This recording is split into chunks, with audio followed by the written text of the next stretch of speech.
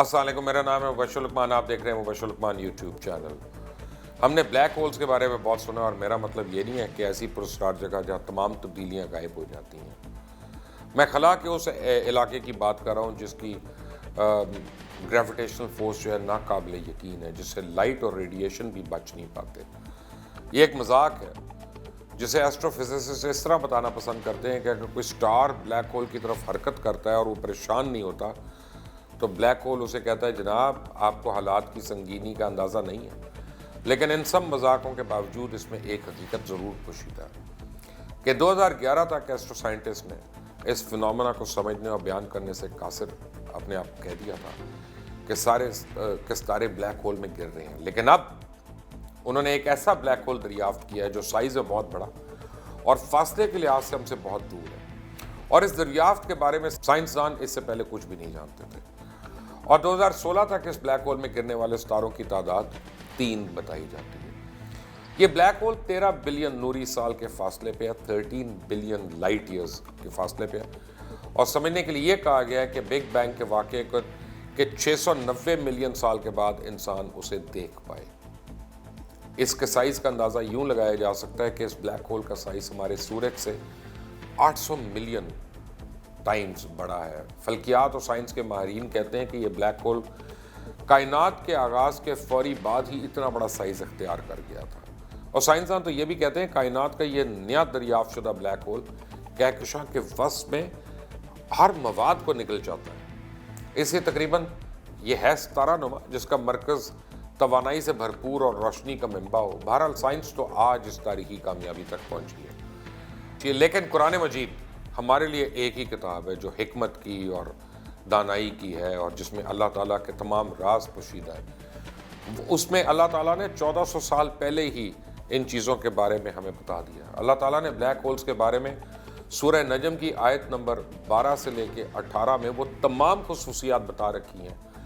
جو black hole کی آج کی خصوصیات سے انتہائی مشابہت رکھتی ہیں۔ اسے تشبیہ ہم آپ کو دے سکتے ہیں، اور ان معلومات نے غیر مسلموں کو اسلامک فیتھ کے حوالے سے جھنجھوڑ کر رکھ دیا۔ جس وقت اللہ تعالیٰ نے حضرت محمد صلی اللہ علیہ وسلم کو جنت کا اسپیشل نظارہ کروایا، اس وقت کوئی بھی ٹیکنالوجی ہمارے سامنے تو نہیں تھی، اور جس کا سہارا لے کے حضور کائنات صلی اللہ علیہ وسلم یہ سفر کر سکتے۔ بہرحال جہاز ہو یا راکٹ ہو، شپ ہو، اس وقت کسی بھی چیز کا وجود نہیں تھا، انٹرنیٹ نہیں تھا، فون نہیں تھا، فیکس نہیں تھا، ٹیلیکس نہیں تھی۔ لیکن اگر آپ اس واقعے کا قریب سے مطالعہ کریں تو آپ کو اندازہ ہوگا کہ اس میں بہت سی ایسی معلومات اور کلوز ہمیں ملتے ہیں جو یہ ثابت کر سکتے ہیں کہ حضور صلی اللہ علیہ وسلم جس جگہ پر اترے وہاں کی خاصیت تقریباً ایسی ہی ہے جسے آج ہم بلیک ہول کے نام سے جانتے ہیں۔ اسلامی عقیدے کے مطابق اللہ تعالیٰ نے نبی پاک صلی اللہ علیہ وسلم کو معراج دی اور ان آسمانوں کی سیر کرائی جہاں آپ کو جنت اور جہنم کا نظارہ کروایا۔ جبریل امین جو اللہ تعالیٰ کے برگزیدہ فرشتوں میں سے ہیں اور فرشتوں کے سردار بھی کئی لوگ ان کو کہتے ہیں، آپ کو لے کے معراج پہ گئے۔ اللہ تعالیٰ نے آپ کو گھر سے بیت المقدس تک براق کے ذریعے سفر کرایا جس کی رفتار انتہائی تیز تھی۔ یہاں میں ایک بات کلیئر کر دوں کہ براق کی بھی کئی تشبیہات ہیں اور اس کی کئی انٹرپریٹیشنز ہیں۔ مثلا کچھ لوگ تو اس کو گھوڑے سے تشبیہ دیتے ہیں کہ گھوڑا تھا جس کے آسمانی پر تھے، اور کافی لوگ جو ہیں اسکالرز وہی کہتے ہیں کہ براق جو ہے جمع ہے برق کی، اور برق کہتے ہیں بجلی کو، لائٹ کو۔ تو یعنی براق کا مطلب کئی لائٹس، کئی بجلیاں جن کے اوپر سفر کیا، اور یہاں پہ آئنسٹائن اور نیوٹن ان سب کے جو بنائے ہوئے قوانین ہیں، اور وہ آئنسٹائن نہیں کہتا تھا کہ E=mc²، کہ اگر آپ سپیڈ آف لائٹ سے ٹریول کرتے ہیں تو میٹر جو ہے ڈفرنٹ فارم اختیار کر لیتا ہے، ڈس انٹیگریٹ نہیں ہوتا۔ بہرحال یہ براق انتہائی تیز رفتار، اور مسجد اقصیٰ میں نبی کریم صلی اللہ علیہ وسلم نے دنیا میں بھیجے گئے تمام انبیاء اور رسول جتنے بھی تھے ان کی امامت کروائی۔ اس کے بعد نور کی ایک سیڑھی تھی جس کے ذریعے آپ کو آسمان تک لے جایا گیا، جہاں سے آپ سدرۃ المنتہا جو کہ کسی بھی مخلوق کے لیے ایک آخری حد مقرر ہے، آپ کو وہاں پہ لایا گیا۔ اس جگہ ایک درخت ہے جہاں جبریل امین قیام فرماتے ہیں۔ فرشتوں کے سردار ہونے کے باوجود اس سے آگے ان کو جانے کی اجازت نہیں۔ یہاں جبریل امین نے رسول کریم صلی اللہ علیہ وسلم سے فرمایا کہ اس سے آگے میں نہیں جا سکتا، یہاں سے آگے اگر میں گیا تو میرے پر جل جائیں گے۔ یہاں سے آگے ایک تخت رف ہے، آپ صلی اللہ علیہ وسلم کو آگے لایا گیا اس پہ اور جبریل امین وہیں رک گئے۔ علماء کرام کے مطابق رسول کریم صلی اللہ علیہ وسلم نے ہر قدم میں اتنا فاصلہ طے کیا جتنا آپ پیچھے طے کر کے آئے تھے، اور نبی کریم صلی اللہ علیہ وسلم کی حدیث کے مطابق ایک ایسا مقام آیا کہ اللہ تعالیٰ اور آپ صلی اللہ علیہ وسلم کے درمیان 2 قوسین کا فاصلہ رہ گیا۔ پھر نبی کریم کو معراج کے موقع پہ ہی نماز اور روزے بھی عطا کیے گئے جو آپ صلی اللہ علیہ وسلم کی امت کے لیے فرض کر دیے گئے۔ سفر معراج سے واپسی پر جب آپ نے معراج شریف کا اعلان کیا تو مشرکین نے طرح طرح کے اعتراضات اٹھائے، تمسخر کیا، تاہم آج سائنسدانوں نے قرآن پاک کی ہی سورہ نجم پر سائنسی انداز میں تحقیق سے یہ ثابت کر دیا کہ نبی کریم صلی اللہ علیہ وسلم کا سفر معراج جسمانی طور پہ ممکن اور حقیقت پر مبنی تھا۔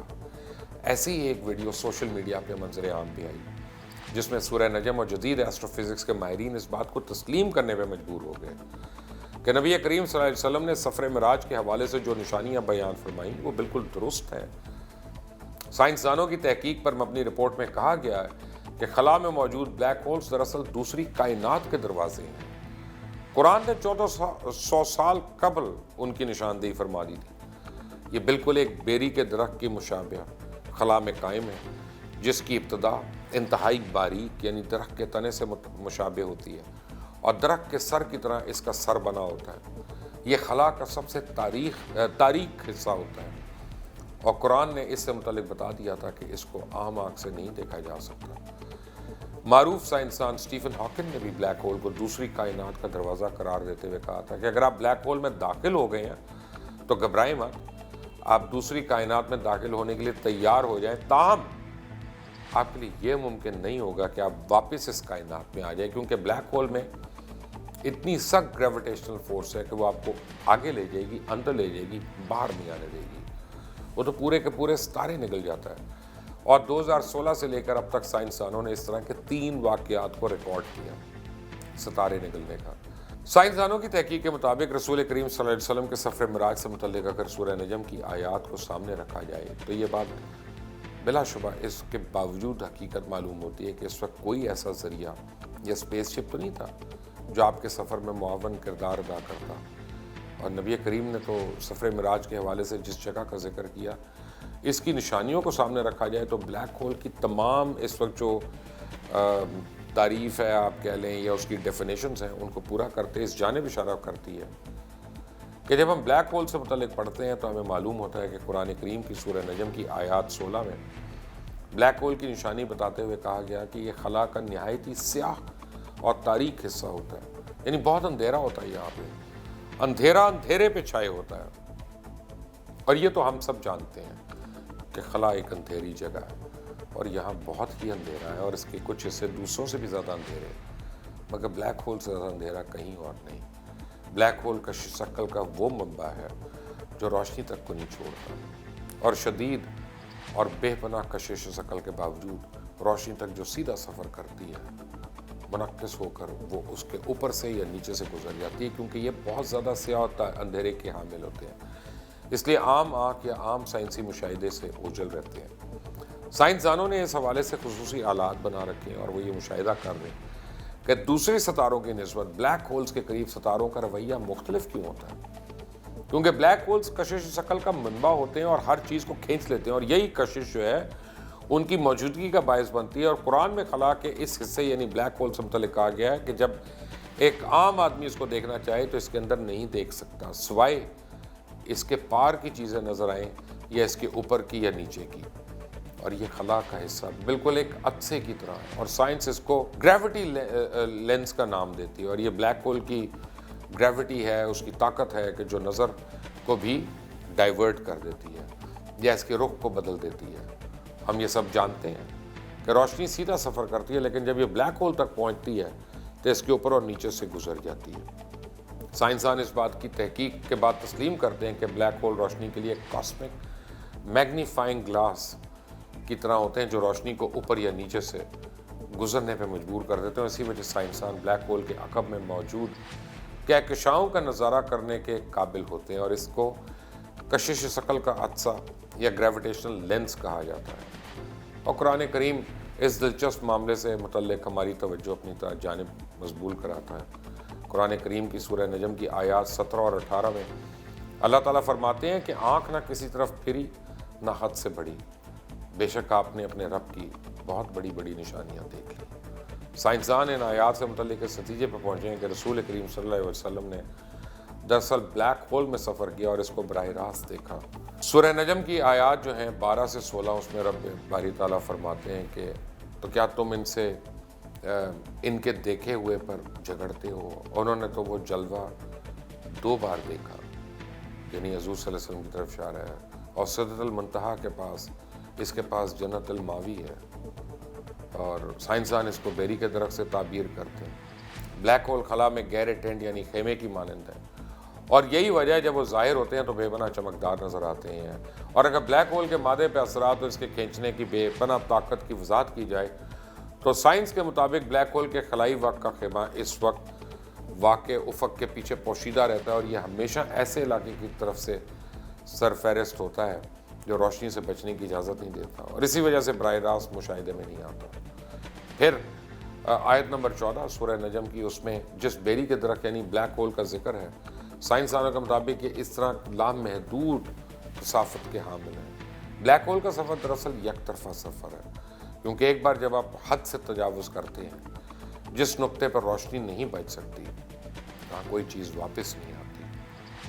تحقیق دان جارج پولن اور دیگر کافی لوگ تھے، اپنی حالیہ تحقیق میں اس نتیجے پر پہنچے کہ توانائی بلیک ہول سے واپس نہیں آ سکتی، اور بلیک ہولز مکمل طور پہ محدود ہیں، یعنی ان سے واپسی ناممکن ہے۔